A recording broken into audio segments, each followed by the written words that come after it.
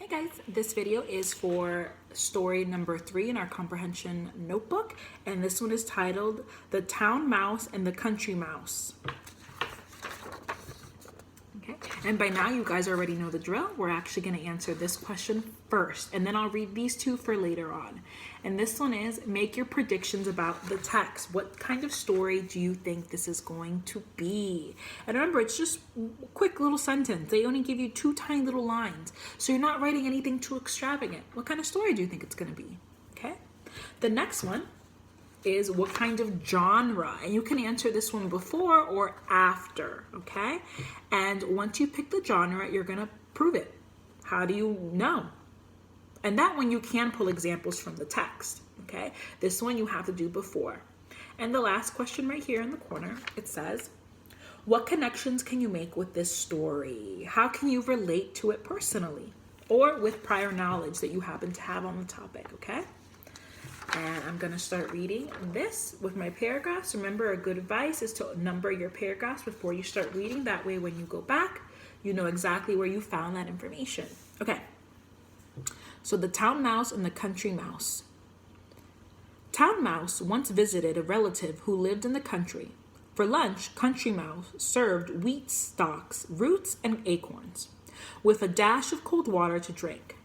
Town mouse ate very springily, nibbling a little of this and a little of that, and by her manner, she ate the simple food out of politeness.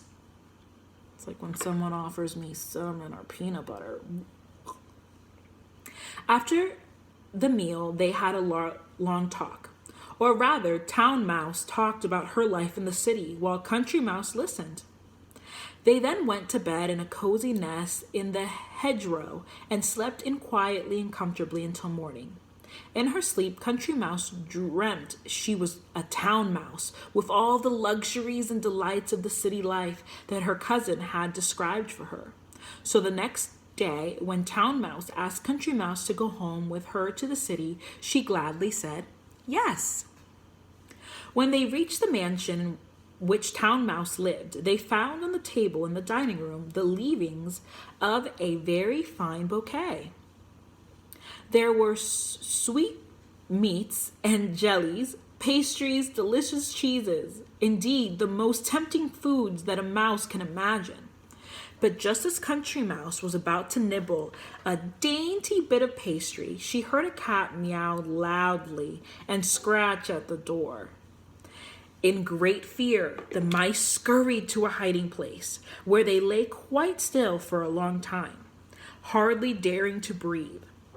When at last they ventured back to the feast, the door opened suddenly, and in came the servants to clear the table, followed by the house dog. Country Mouse stopped in Town Mouse's den, only long enough to pick up her carpet bag and umbrella. You may have luxuries and dainties that I have not, she said as she hurried away, but I prefer my plain food and simple life in the country with the peace and security that go with it. Okay, so I guess the city life came with many dangers. That Country Mouse was like, nah, I'm good. I will pass. I will stay in my little shack and live my life. So, perspective. Okay, the first question, and sorry, apologize about my dog.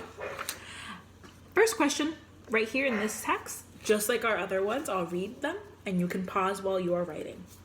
What is the moral or lesson in this story? What was this meant to teach us?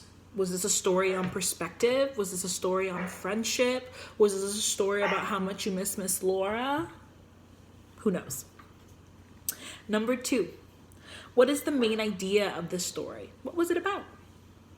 And number 3, why did the author write this story? Was it to inform us, persuade us, or entertain us? And remember, you can pick more than one. Now we're going to answer this question. Was your prediction correct about this story? Yes or no? And then explain. Now this section. And I'm going a little faster today because this is our 3rd time doing this type of story, and the format's basically the same, and you guys can always pause me.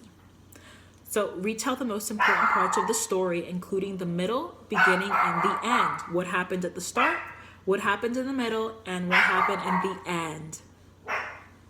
Mila. Sorry. She's just begging for my attention. Okay. And the very last part, come here, Mila. Okay. She wanted to join. And the very last part says writing core skills. And that's the lines at the bottom, right there. Write what the differences are between the lives of the two mice. What makes their lives different, okay?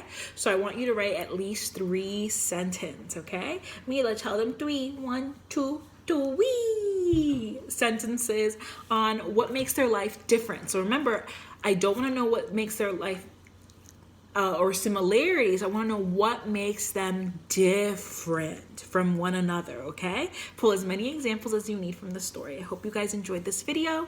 And remember, you guys can always pause it.